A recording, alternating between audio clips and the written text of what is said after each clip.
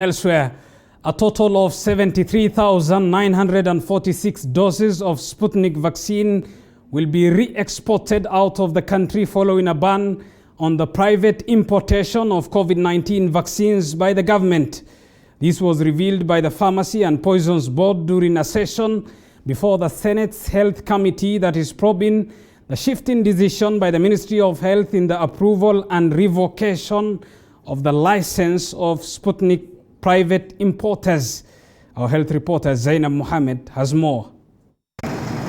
While appearing before the Senate Health Committee, representatives from the Pharmacy and Poisons Board revealed that following the ban on private importation of COVID-19 vaccines by the government, Sputnik V vaccine importers have expressed interest of re-exporting a total of 73,946 doses out of the country, with about 527 people having received the vaccine already. About 75,000 doses were imported of this vaccine.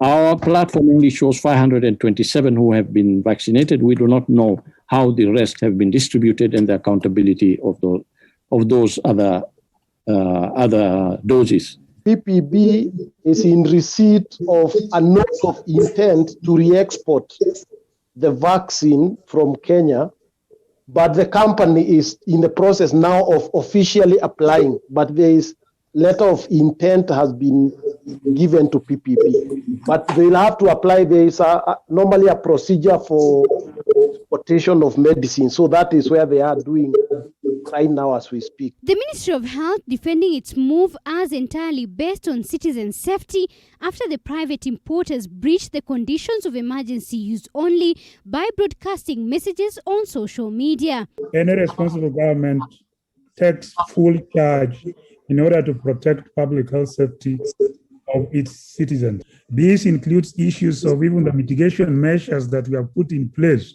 which even apparently might infringe on individual rights, but are meant to protect the overall well-being of the entire citizenry of Kenya.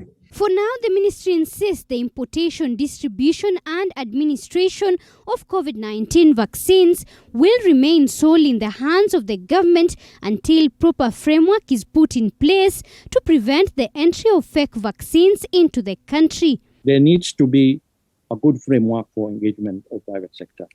It is true that the ministry does believe that the private sector can support its response, but in a proper and structured way. And putting that proper and structured way is really now the focus that the ministry will be taking action on. Meanwhile, the Law Society of Kenya has moved to court to challenge the decision by the Ministry of Health to block private importation of the vaccines, saying the move is not founded upon any provision of the law and is therefore unlawful and unconstitutional. Zainab Mohammed, TV47.